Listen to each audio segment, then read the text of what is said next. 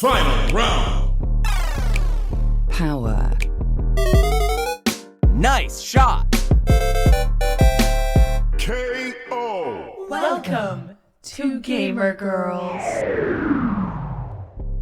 Hello and welcome to Gaymer Girls, the gaming podcast full of nerd news and lore lectures for the girls and the gamers. I'm Sana. I'm Van. And today we're coming to you with the much requested continuation of our Elden Ring drama series.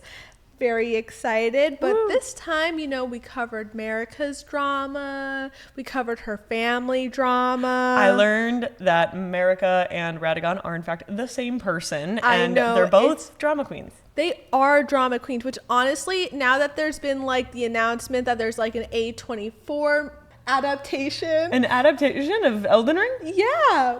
In honor of A24 making an Elden Ring adaptation and all the messy drama that we're expecting to come through with it, we're going to talk a little bit about the NPC drama of the Lands Between. So all the characters that are in the side quests that show up around the world that also have their little storylines.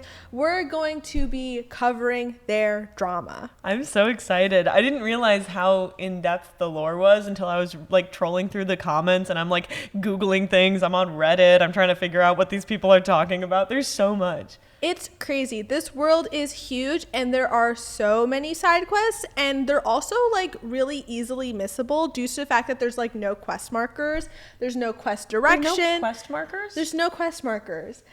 So it's really easy I don't like that. I don't like that at all. Yeah. I need someone to tell me where to go and what to do. That's what guides are for. Okay.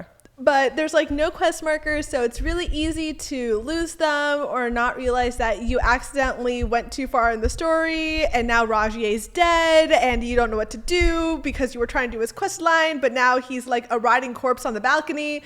So it happens. Oh God.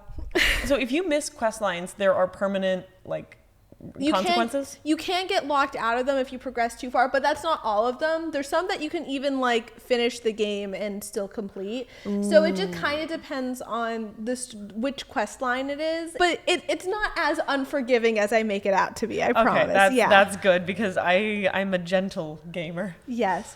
I also want to give a big thank you to everybody who commented on our last video that corrected my lore explanations and filled in some of the gaps of the things that I missed. I really appreciate it. Learning that George R.R. Martin is the reason why it's a little bit of column A, column B, because it's on one hand, it is a very old English thing to name your children based on your family members. I don't doubt that. Yeah. But also the fact that they all start with G, R, and M is because of George R.R. Martin. I completely forgot to mention that. Interesting. Little Easter egg in there for you. Very cool. But we learned so much. It was really interesting. But before we get into the messy drama, I want to give a special shout out to all of the mess-free lads and ladies that were so real and not messy, most of whom had terrible fates because there are only a handful of characters who get happy endings in Elden Ring. Okay, so these people have stayed out of the big drama. They've led to typically happy lives.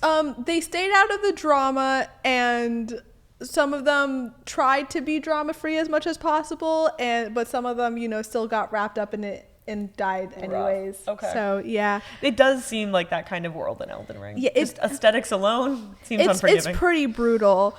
So first, to Blythe, you did not deserve your fate. You were too good for this world. Sorcerer Thops, you were a good man and a proper sorcerer. You were kind and you didn't deserve to die. More, you had the best vibes, even though he's a DLC character and we're not going into the DLC in this episode. More, you were the best. Nefeli Lou, you were surrounded by some of the messiest bitches out there, but you rose above the drama and we love you for it. Millicent, we love you. You stayed true to yourself and we love you for that. Blackguard, Boggart, and Bach, we appreciate your commitment to running your respective small businesses in this harsh world. We got business people out here? Yeah. We have entrepreneurs? We do.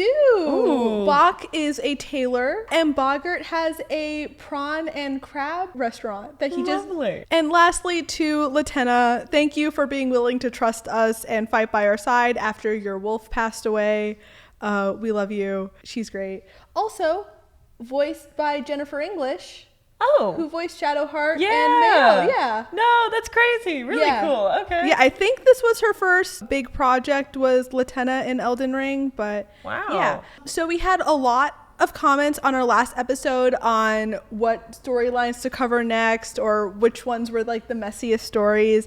And we're going to go over some of those in this episode today. I'm so ready. I'm so excited. We're going to kind of like start small and then get bigger. So the first guy we're starting with is Seluvis, and he is probably like the guy with like so much drama that affects multiple NPC storylines that he's not even like, you didn't think he'd be related to. Okay, But and just for context too, now I have photo references as we're talking. So Yes. we're going to pop them up on the screen too, but now I'm able to inspect these individuals. Exactly. So Seluvis is one of 3 characters that you meet along Ronnie's questline, along with Blythe and E.G., and his vibes are heinous. Okay. Yeah. He looks evil. That mask is like, it reminds me of that Iron Mask. You know, that there's that movie that's like going out and about where it's like the king's brother who they forced into an iron mask his entire life. Yeah, and that French. Yeah. So when you meet him in his spectral form at Ronnie's Rise, which is the tower that you find Ronnie in, he asks you to meet him over at his tower because he has a little request. Want to go back to my tower, babe? It's more like, do you want to go back to my Do you want to go back to my tower? And it's like, no, you definitely like do have a torture chamber like in Okay. your back room. Got Like it. that's like the vibes that he gives Okay, off. immediately. Immediately terrible eyes. When you get there, he gives you a potion and asks that you take it to Nefeli Lu, a warrior that you meet at the Roundtable Hold, and she is like just such a chill girl. She just sort of like keeps to herself, very nice, helps you out in battle sometimes. Overall, cool lady. So we take the potion back to the Roundtable Hold, and Nefeli is there, and her dad's, her like adoptive dad's office is like right next to where she hangs out. Sweet. And that's Sir Gideon Ofnir, the all-knowing. And, you know, we just got this potion from the guy with like the worst vibes ever. So Yeah. we're like, maybe he can like just like give it a check. Maybe he knows what's up. Make sure it's not rupees. Exactly. So Sir Gideon gives the potion a sniff, and he's like, there is absolutely something wrong with this. You give this to me, I'm going to get rid of it. Yeah, just please don't give this Immediate disposal. to her. So the question becomes, is it poison? Is it drugs? What's going on? Yeah. Turns out Seluvis has a little bit of like a kink for turning people into puppets. What? Like sucking the soul out of them so you can then control their lifeless bodies. And he has this whole basement under his tower that is like refrigerated where he stores these Are bodies. we serious? That's some horror movie nonsense. Yeah, exactly. I like that. Okay. So now, of course, we are upstanding drama-free citizens. Of course. And we aren't going to throw Nefeli into this whole situation. So, you know, we give the potion to Sir Gideon. He gets rid of it for us. And we Right. tell Seluvis, yeah, we gave her the potion. Yeah, she totally. And he's like, totally, 100%. yeah, he's like, damn, I guess I got like the ratios wrong or something, because I guess it didn't work. I must have done something wrong. Mm-hmm. Yeah. But because apparently you're into this whole puppet thing too, I need you to grab me some ingredients so we can make a potion powerful enough to turn a demigod into a puppet. Who's he trying to go after? He's trying to go after Ronnie, who, if you're pursuing her quest line, you're practically trying to make her your wife. Yeah. If you want to be messy, you can try to feed her the potion, but Why am I trying? No, not my wife. she's smart enough to know exactly what's going on and drops you immediately and leaves. Okay, if you good, try to, as she should. yeah. Or, you know, you can be cool and drama free, ignore Seluvis, and she kills him after you propose to her and ride off into the sunset. Good. Yeah. Oh, that's lovely. Yeah. Oh, we can get married to her. Yeah, we put a ring on it. Oh, good for us. Yeah. So that kind of ends Seluvis. He dies. That's crazy that you just, so that's just a casual little thing he's got going on. Yeah, turning people he into just a dolls. little side hobby is turning And that's people like into puppets. That's the level of side questing danger that we're going into. Okay, Yeah. now I have context. Yeah. So our next NPC, and who's also probably one of the first NPCs you'll probably meet, depending on how your playthrough goes in Elden Ring, but one of the first ones you'll probably meet is Sorceress Sellen. Cool. She is at the Waypoint Ruins in Limgrave, which is the first continent that you start off the game in. Is she like half statue? No, so in the Academy of Raya Lucaria, all of the sorcerers have like these like stone hats, like helmets that they put on. It's like a mask or helmet. It essentially tells you what school they're a part of. So there's like a bunch of different helmets, and then each one is like a specific like realm of study at the academy. Well, I like it. It's very pretty. Yeah, no, she's very hot. And when people finally got like the mods working, apparently she also has a really pretty face underneath. You freaks. No, they're not being freaks. I just want to see what she looks like mask off. Well, I just know what people did to Skyrim, and I am very, very wary. Okay. No, that's lovely. I'm glad she's. Actually, one of the funny things about Elden Ring is that a lot of the characters do wear helmets and masks, but they'll still fully make like a face. They won't just give them default face. They'll give them a full face underneath. And is that like a lot of extra work to do that? No, because it all uses the same character creator that you use as the player. So it's like kind of using the same customized sliders and everything to make them, but they'll like take some time to make all the NPCs look different, even if they're wearing a mask or a helmet the whole time. That's very thoughtful of the game devs. Yeah.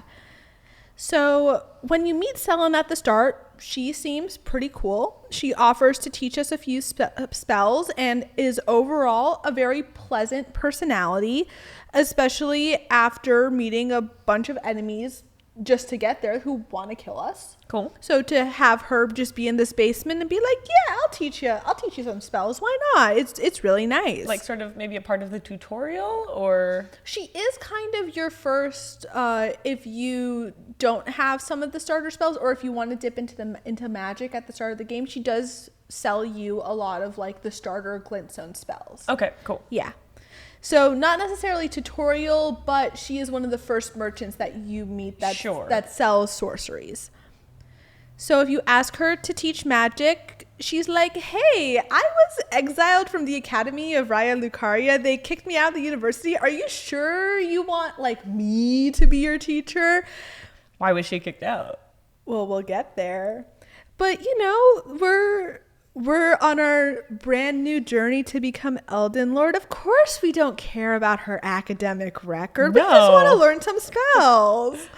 Of course. Yeah, so Sorceress Sellen has quite a bit of history. Her teachers, Master Azur and Master Lusat, were expelled from the academy for their study of the primeval current, a more primordial version of glintstone sorcery, and that opens the mind to the cosmos. I like to think of there's like the gif of the cat that gets like the thing put on their head, and then like it zooms out and it's like space. So that's how I like to imagine like the study of the primeval current is. Okay, cool. Yeah. Is it drugs? No, it's not drugs. It's just like the weave, like the you're mythical... kind of like tapping into magic so much that you're getting to like its most primordial primal form, and in the process you're like becoming like one with consciousness in the universe. Cool. But the academy is much more focused on glintstone sorceries, which is like stars that have fallen from the sky to the ground, and we take those shards and use them for magic. But they're more interested in like the cosmic stuff, but their studies got a little bit crazy, and so the academy kicked them out. Oh, okay. And Sellen was later kicked out for torturing students. Wait a minute. So in the pursuit of trying to study the primeval current, she did some not so great things to other students in order to like do these studies and tests, and that got her kicked out. Science. Yeah, for sure. science, for academia. Of course. she was using other students in her experiments for her academic research, and that was not cool. Copy that. Yeah. Yeah. And she got the title of Graven Witch. Ooh. Okay, that's a really cool title, though. It is. It's Yeah. a pretty baller title. So, of course she's got this history, but she's teaching us magic. And, we can bring her some spell scrolls that we find on our travels that she teaches us like new spells from. And eventually, as you're out and about in the world, you can run into her old professors, though they are both catatonic and their brains have been replaced by giant glintstone crystals that have grown in their place, which I sent you the pictures of. Oh my goodness. Let's see here. Oh, there. It's at the bottom because I sent them at the end. Whoa, those are gnarly. You can find them. Master Lusat is in a cave by the old town of Celia, and Azur is all the way across the continent on Mount Gelmir. Oh, they're kind of spread apart. Yeah, no, they're like opposite sides of the map, absolutely. But when we go back to Sellen, telling her that, oh, we found your old masters, and showing her the spells that we picked off of their bodies, she's like, you've become an incredible apprentice. This thing that you're looking at, me in these ruins, magical projection. My actual body is locked up in the basement of some ruins over in the Weeping Peninsula. She does want out. Okay. But she's like, hey, you've become my apprentice. I care for your education. I eventually have this goal, but I need to get out of these ruins to do it. Yeah.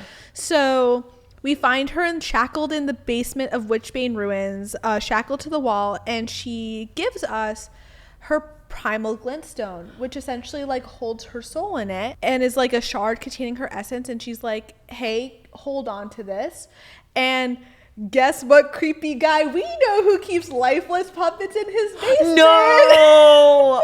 Oh my gosh. Yeah. Okay, so Seluvis is involved. Seluvis and Sellen know each other from university.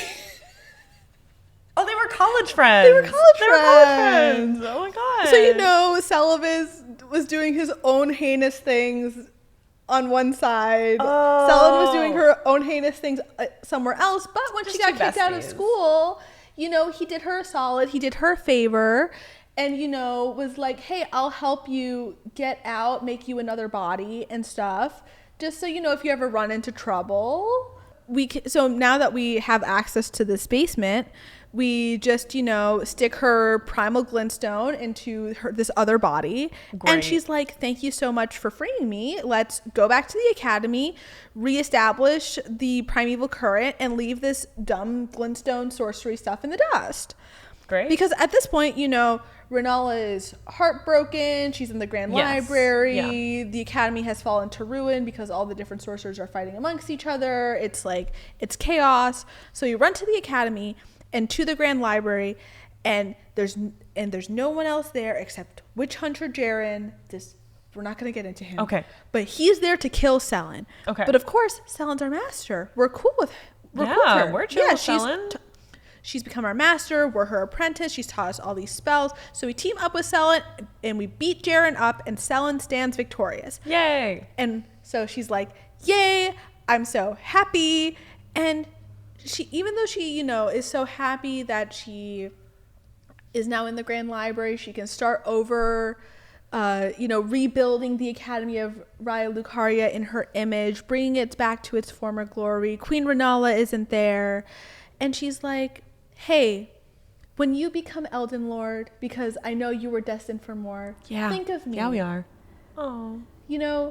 I'm so proud of you. And I hope that, you think of, your master. That's sweet. Yeah, I like that. it's nice. Sellen might be a pretty solid sorceress, but Queen Renala's stronger. No. So if you come back, well, Queen Renala's there again. Sellen's takeover of the academy was not successful. A version of Sorceress Sellen is in the corner, but she looks like a giant ball of...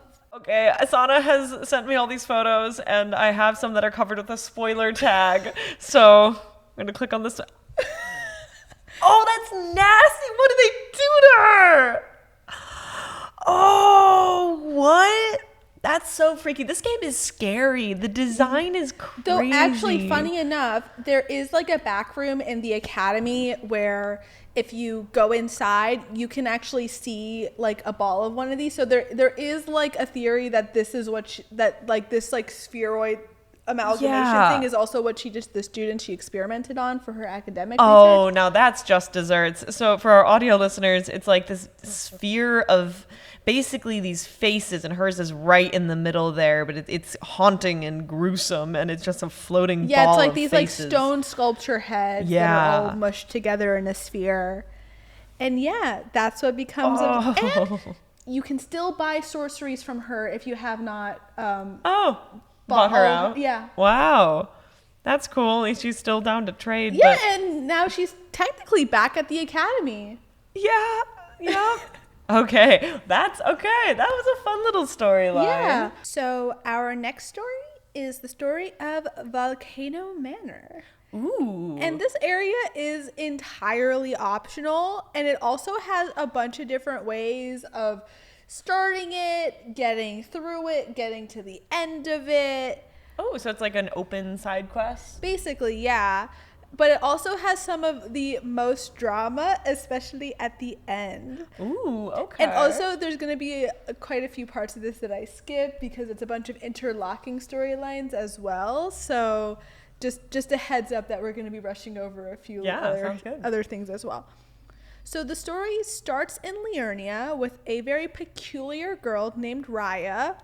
She's got really weird vibes, not like Seluvis heinous vibes, but like she's just kind of like a weird girl. Okay, cool. I like a weird girl though. Do we like her? Yeah, she's just like socially awkward. I would say is probably the best way of putting it. Yeah. She could be working on her posture a little bit. She's got a little bit of she's got some shrimping going on. Okay. But she's pretty chill, and she's like, "Hey, what's up? My necklace was stolen. Could you go find it for me?" And we're like, "Yeah, sure." And the guy who stole it is the guy who owns the prawn restaurant. Oh, really?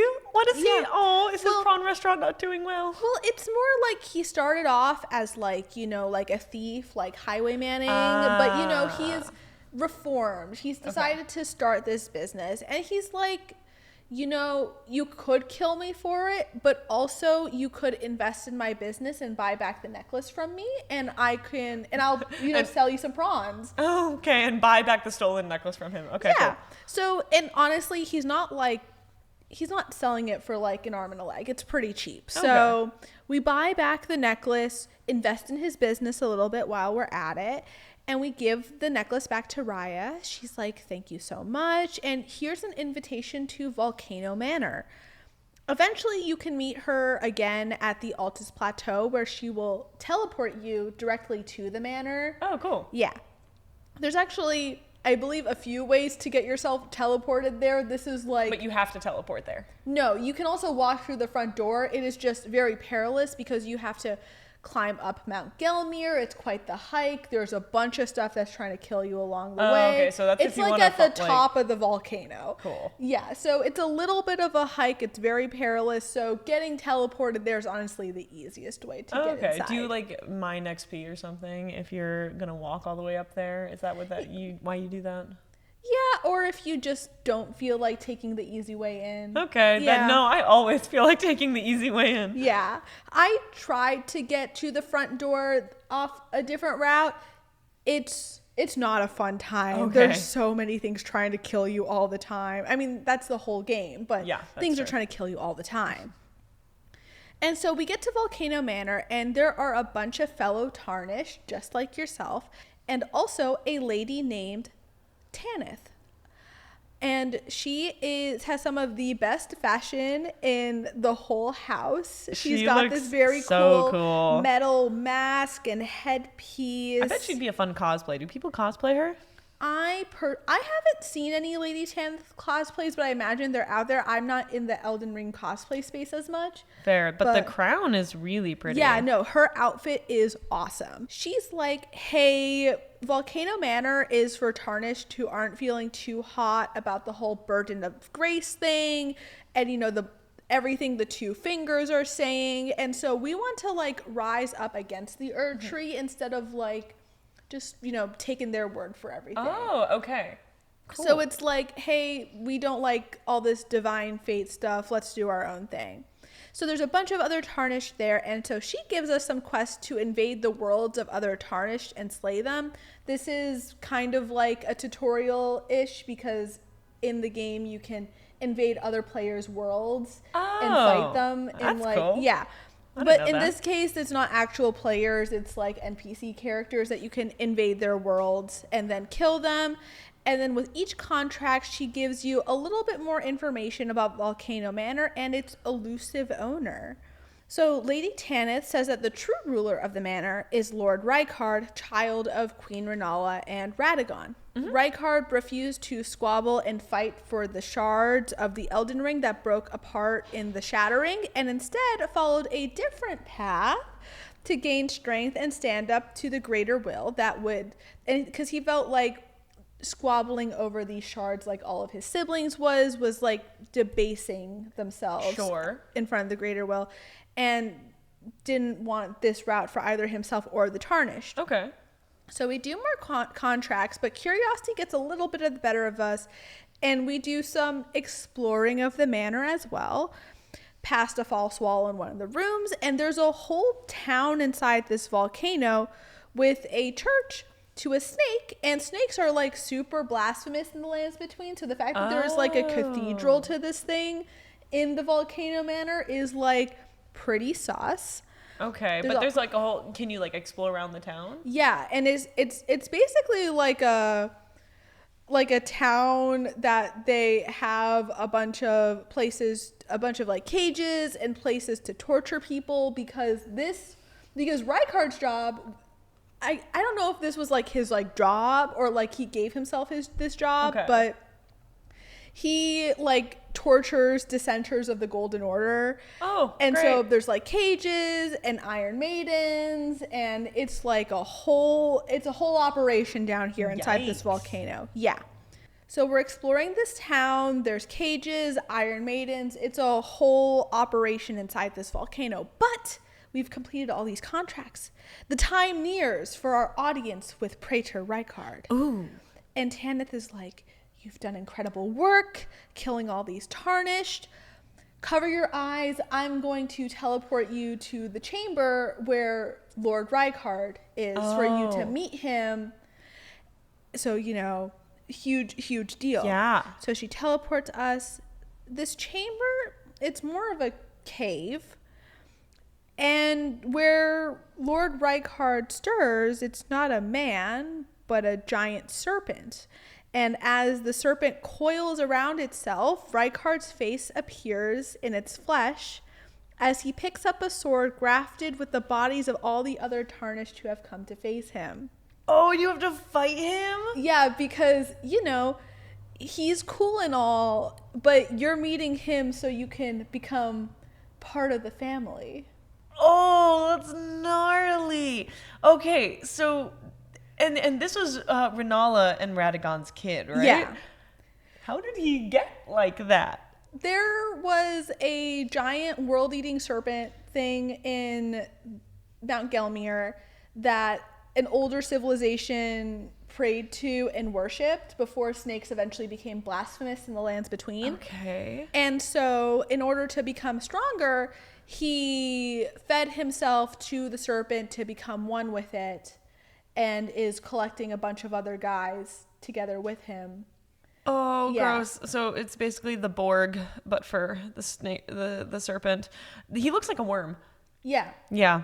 That's so gross. So he wants to eat. Basically, you got to kill him, or else he'll eat you and become a part of the serpent. So we fight for our lives. Yeah. Grabbing a serpent-killing spear that was left in the cave by someone in the past who had enchanted this weapon for the purpose of slaying this serpent, only to have met their end prematurely. Oh. Luckily, we slay him, and surprisingly, Lady Tanith isn't like completely pissed.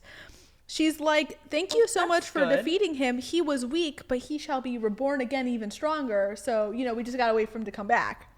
I forgot they can do that. Yeah.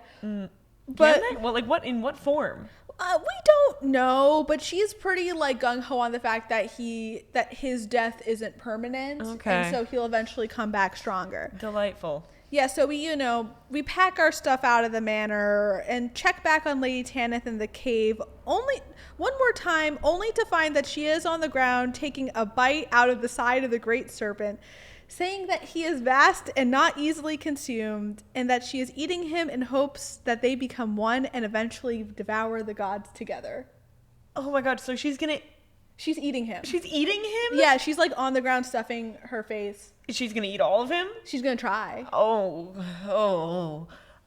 that's so... These gods. Yeah, she's a little They're messy, gross. which is also why I'm like, girl, get up. What are Yeah, you what are you doing? Why are you on the floor eating a man?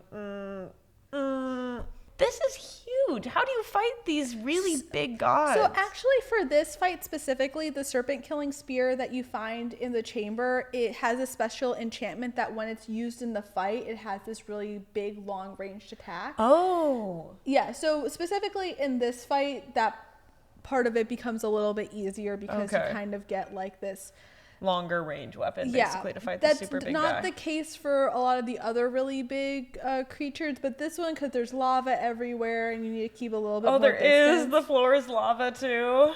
Oh my goodness. Okay. It's hard. It's hard. That's so hard. Yeah.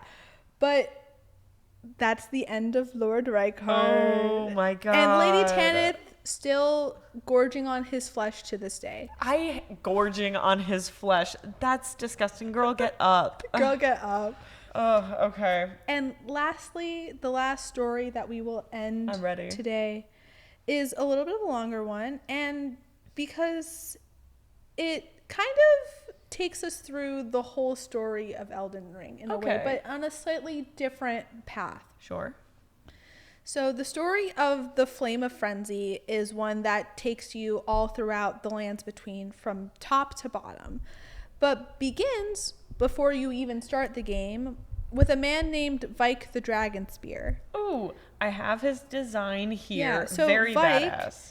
Is the guy who is the kneeling knight on the cover of Elden Ring. Oh, this is the cover image? Yeah. Wow. And the Tarnished, who became closest to becoming Elden Lord, but he failed.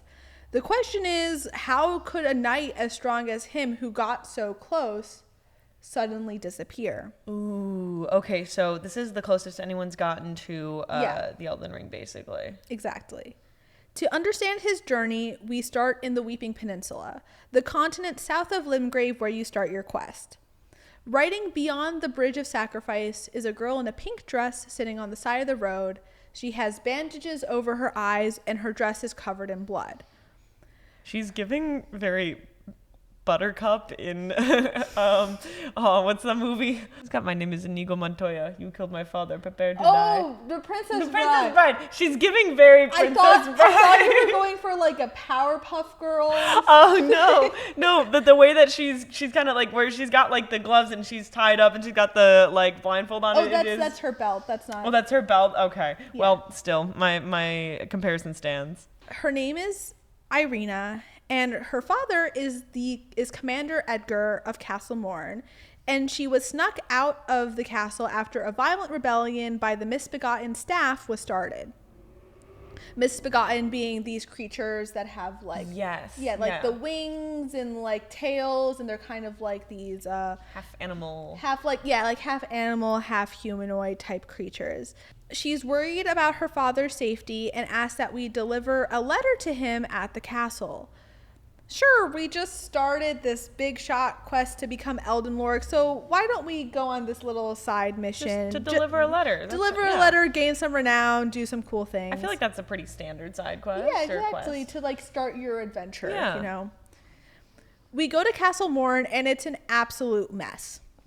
We find her father hiding up on the ramparts, and he's like, I would love to visit Irina, but I can't leave this castle while the Misbegotten have stolen this giant sword. So another thing to add to our quest log, let's go grab the sword. Okay, gotta get the sword. You gotta get the sword. So we make our way to where the Leonin, misbegotten, is hanging out with the grafted blade greatsword, and we kill him. Super easy job. Cool. Edgar is like, thank you so much. As long as those brutes don't have the sword and it's just you, we're chill. Great. I want to go see my daughter. Nice. So, what a family reunion. Pack up the castle as much as we can, go back to where Irina was by the bridge, only to find that she was brutally murdered right there on the side of the road. Oh. Why did we leave her on the side of the road? Why couldn't we bring her with us? She's blind. Blind people can do things. But she wasn't safe. They snuck her out of the castle to begin with because she wasn't. Oh, okay. Yeah, no, Yeah. that's fair. She doesn't want to go back. No, that's so sad. Yeah. So Edgar swears revenge on her killers, and I guess that's that. So we Okay. go back our way through Limgrave into Liurnia, where we meet a girl named Hyetta.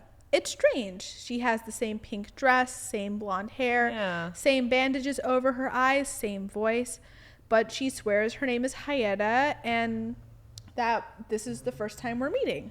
Huh. She tells us that she's looking for shabriri grapes.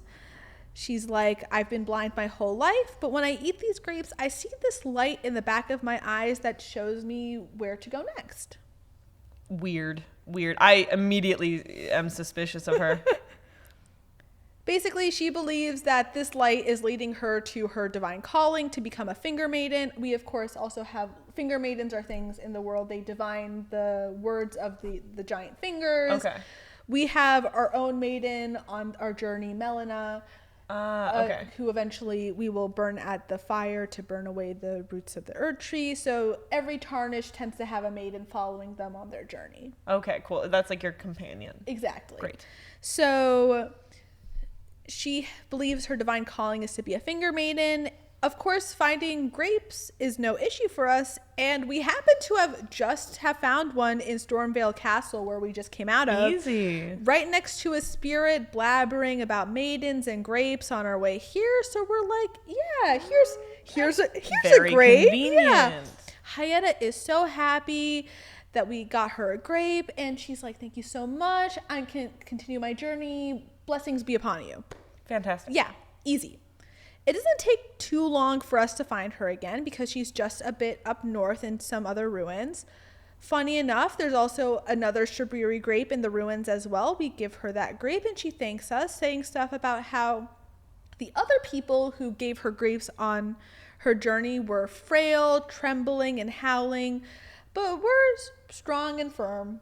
It's probably just weird, probably nothing, Yeah. just a weird Okay. side comment. Yeah. Okay. So we make our But way. we're firm. Well, she's like, all these other guys who were giving me grapes, they were like frail and emaciated. That makes me think she wants our body for some reason. No, I promise it's nothing like that. Okay. Yeah. Okay. Cool. All right. But I'm just like body snatchers and things, Yeah. There is some bodies, but Not in the. Yeah. Yeah. Okay. All right.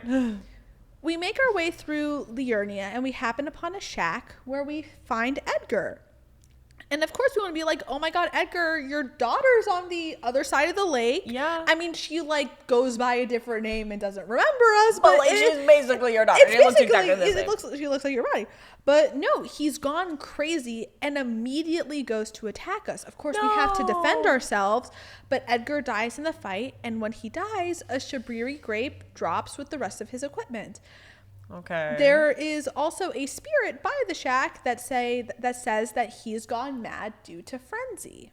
What is frenzy? Is that a Frenzy like condition? madness. Okay, got that. Yeah. It's not like a D&D frenzy where it's like a fighting state or No, something. it's Okay, like in Elden Ring, frenzy and like madness are kind of like used. Copy that. Yeah. So we go back to Hyetta, who has made her way further up the coast of the lake, where we give her the third grape. And after she eats the grape, she's curious what these grapes possibly could be. And I'm gonna read you the item description for the shabriri grapes. Okay. And you spot where something goes wrong. Okay. A yellowing, oozing eyeball of the infirm. The surface is shriveled and the inside is squishy, not unlike a large, overly ripe grape. Did she eat her own dad's eyeball? Or has she been eating eyeballs? Oh my God, wait, why are they blind? Well, no, she's blind for separate reasons. Okay, cool. I got really concerned about auto-cannibalism for 1 second. No. Okay.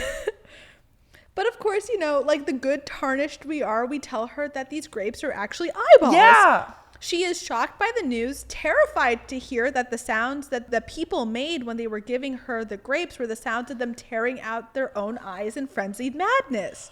No. No. Yeah. I know, it's crazy. Understandably, this news makes her pretty sick to her stomach. And, she throws up a bit, but eventually she gathers herself and thanks us and comes to the realization that the reason that she needed to eat these eyes was because the light is so far away and frail, but with the power of everyone's eyes together, she can finally see the light and fulfill her duty as a finger maiden. Continuing on our journey, we eventually meet back up with her at Baumann Church to the north of Liurnia. She tells us that there's something called a fingerprint grape, a special kind of grape that is created when a person is clasped by the burning three fingers, and she needs these types of grapes to see the light. They're just eyeballs, girl. Stop calling them grapes. This is more like a framing device situation. Okay. Yeah. All right. I get it. It's all It's nicer if metaphorical. we call them grapes and not eyeballs. No, it is. I get it. So yeah, and she needs these divine touched eyes to see the light, as the usual ones just aren't strong enough anymore. Luckily for us, there's actually a grape pretty close to where we are right now. Great. So we travel past the Frenzied Flame village, a village that has been taken by the madness of the Frenzied Flame, where we can pick up an item called Shabriri's Woe and an incantation called the Howl of Shabriri. We'll get more on Shabriri later. Cool. And we go to another church where we find an invader version of Vike. So sometimes in the world, you can get these things called invaders. They will essentially people who pop up and try to kill you. This usually isn't like the canon version of them. Sometimes they're usually somewhere else, but sometimes they're not. But in this case, it's an invader form of Vike who attacks us on sight. We fight him, get the fingerprint grape, and go by the altar of the church where we see the dead body of a maiden. Oh. Well, we're going to put a pin in that. Okay, cool. And now we're going back to Hyetta, who's been looking for this extra special grape, the three-finger grape. And she is filled with joy at the sweet burning sensation of eating this grape that she gets from the back of her eyes, thanking us again. We go on our way up through the Altus Plateau towards our goal of the mountaintop of the giants, where the last fire giant sits, guarding the flame that will burn away the roots at the base of the Erd Tree that are blocking you from getting to Marika and fulfilling your quest of becoming Elden Lord. Okay, got it. Basically, when you get to Lindell, you get to the base of the Erd Tree, find that the roots have completely covered up the entrance to it because Marika has been sealed away in there. You need to go inside to fulfill your quest. Yeah. You need to burn the tree. But in order to burn the tree, you must burn Melina, the maiden that has elected to travel with you and fulfill this role. Oh. But what if you like Melina and you don't want to burn her? I mean, she's consented to this. This is the role that she wants to fulfill. Okay. Yeah. But what if you want to save her from such a fate anyways? Even if she consented to it, that doesn't mean I have to feel good about it. Well, on your way to the forge, where the final flame is held, is Shabriri. He's taken the body of a man named Yura, who also died at the end of another quest line, completely in a separate part of the game. Okay. Shabriri tells us that there is another way, a different path that we could offer our body as kindling for the flame instead of the body of our maiden. Oh, I don't want to do that. He tells us that there's a place far below the capital city which we came, where we can meet the three fingers and gain the blessing to become kindling instead, sparing Melina of her fate and setting ourselves on the path of becoming the Lord of Chaos. Oh, okay, never mind. Maybe that's cool.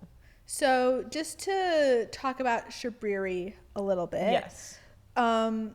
The two items that we grabbed at the Frenzied Flame Village gives us a little bit of insight into who this Shabriri guy is. Okay. So the incantation of the Howl of Shabriri says, incantation originating from the maddening three fingers, releases a maddening shriek that causes madness buildup on foes nearby. This incantation also causes madness buildup in the caster and makes enemies more likely to target them. Oh, wow. It is said that the sickness of the flame of frenzy began with Shabriri, the most reviled man in all of history. And then Shabriri's woe, the other item that you picked up. Okay.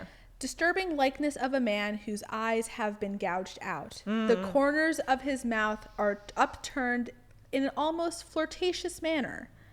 Constantly attracts enemies' aggression.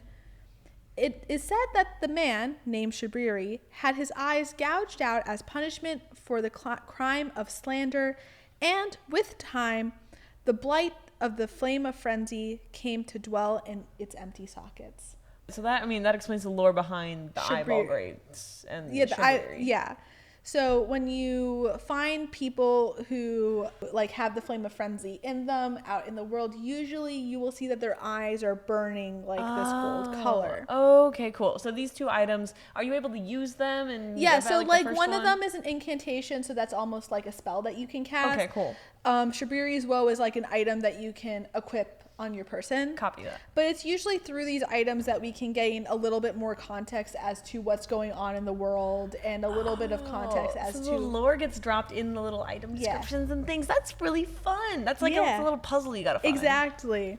We take Shabriri's words. You know, we have these items telling us that he's like the most reviled man in history. Okay. But he's got kind of a big ego. I don't know. And he did body snatch a guy that used to be our friend. True.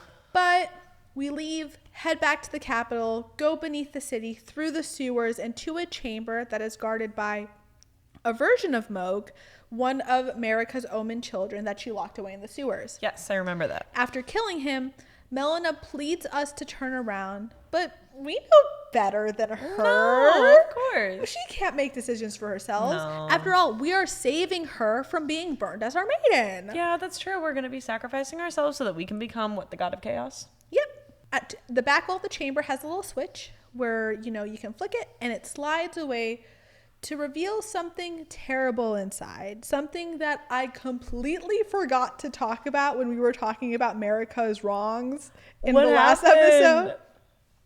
So welcome to the catacombs where the merchant caravan were sealed away. A nomadic clan of merchants that were locked away in here after they were accused of being a danger to the Golden Order. So Okay. Marika locked away their whole people, and you can still hear some of them playing music, as the lack of the rune of death means that they can never truly find peace. Oh my gosh. She cursed them to just like exist there forever. Not even cursed. It was essentially a genocide. She locked away almost all of their... Some of them are still in the overworld acting as merchants for players to purchase items from, but most of them are in here. She's had a lot of girl failures. Yeah. Climbing our way to the bottom, we see Hyetta, who has now become our new maiden, as Melina will leave us once we go down this path. Oh. And tells us that all we need to do is strip down, go through those doors, and get hugged by the three fingers, and we are all good to become the Lord of Chaos. Oh, really? So we do as she says. We take off our gear, go through the doors, get grasped by the burning three fingers, just like a hot hug. Okay. And their prints are now branding us from head to toe. And we come out with the flame of frenzy now nestled within us. Okay, and we can control this? We can control it? Yeah. Okay, cool. So Hyetta asks us to touch her eyes. And as we do, she says, "The words of the three fingers, as your maiden, allow me to divine them. All that there is came from the one great. Then came fractures and births and souls. But the greater will made a mistake. Torment, despair, affliction, every sin, every curse, every one born of the mistake. And so what was borrowed must be returned, melted all away with the yellow chaos flame until all is one again." The Sparks Notes version is life is suffering, and so if we destroy everything in the chaos flame, there is no more suffering because there is no more life. So does that mean like total world ending wipeout? Everything is dead. Spirits dead. People dead. World ashes. Done. Period. Oh, really? Yeah. That's it? Yeah. That's what happens? Yeah. Huh. So we leave for the mountaintops of the giants once more, except without Melina by our side. Yeah. We kill the fire giant, become the kindling to burn the Erd tree, and we face off against the Elden Beast inside of the Erd tree at the very end.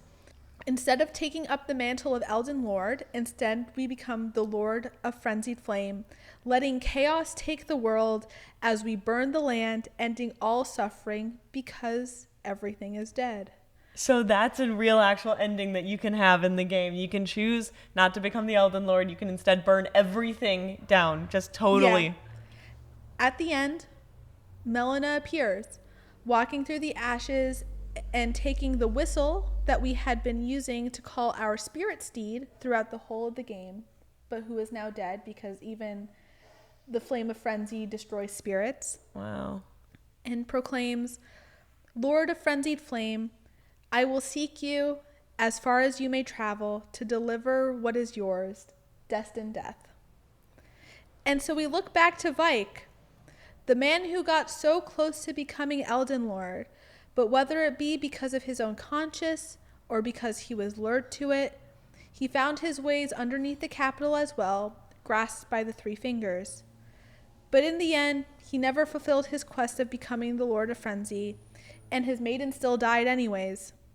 So Vike becomes a cautionary tale, the story of a fellow tarnished who was once on the path to becoming Elden Lord, but failed right at the end as despair and suffering took hold of him and madness made him lose his way. Wow. And yeah, that's the Lord of Frenzied Flame ending. See, I had no idea there were even like several different ending options. There are 3 unique endings you can get. Okay. And then one of the endings has like 4 variations of...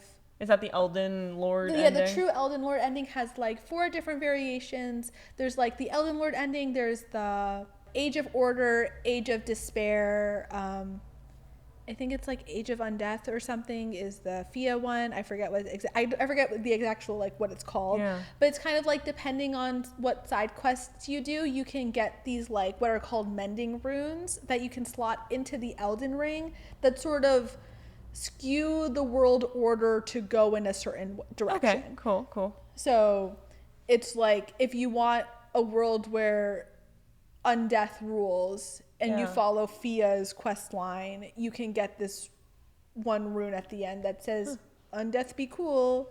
Wow. Okay, so then Vike's that cautionary tale of this is someone who tried to do the exact same thing but failed. He was the closest to becoming Elden Lord, and then he failed right at the end. Okay, I learned so much about the lore. Yeah. I'm still just going back to the earlier lore that we talked about. I am still absolutely revolted by the Sorceress Sellen's like aftermath. That got me. The circular orb of like faces. It's crazy. Yeah. The Lord Rykard stuff is so interesting because I hadn't actually like seen what you had meant by like, I don't know, these massive amalgamations that can happen in the game where these people have like these crazy just sort of transformations.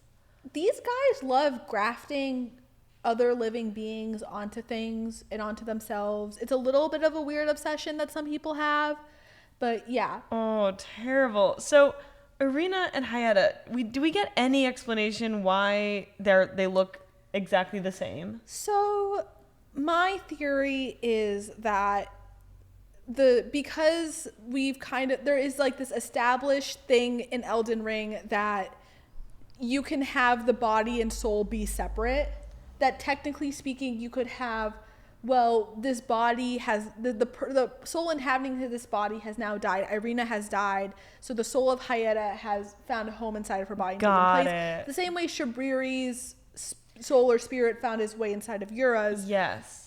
Granted, there is also the thing, if you go back to the Weeping Peninsula when you do Hayata's questline, Irina's dead body is still there. Also the fact that her dad drops a grape. I'm pretty sure it's just like a body snatching situation. Also, like kind of showing that like within the Flame of Frenzy storyline that there is these spirits that come in and take over the bodies of these other people to lure the people close to them into madness. And we also see Seluvis too. He has like the puppets and things as well, where he can put people's soul where in there. he gives them the potion to rid them of whatever soul is inside of their body, so that way he can use their carcasses as puppets. Oh, not their carcasses. Yeah, that's crazy. This was so cool. I really love learning this lore. I'm someone who thinks that lore can be an entryway into wanting to experience more of the game itself and into the medium of itself. So this is so interesting. Thank you for sharing, Sana. Of course. And thank you all for watching. If you have any other fun facts that you want to add some of your favorite messy, drama-filled side quest stories, we're writing all your comments. Yes. If you have any lore corrections, please comment those down below, because we're always learning. We're always learning, and I miss things. This stuff is so dense. I'm going to miss things. I'm going to forget things. So it happens. I think 100%. I can forgive you, Sana. Thank you so much. Don't forget to like and subscribe. That would really help us out. We cannot believe the level of support that we've gotten over the last few videos. And we'll see you next time. Bye.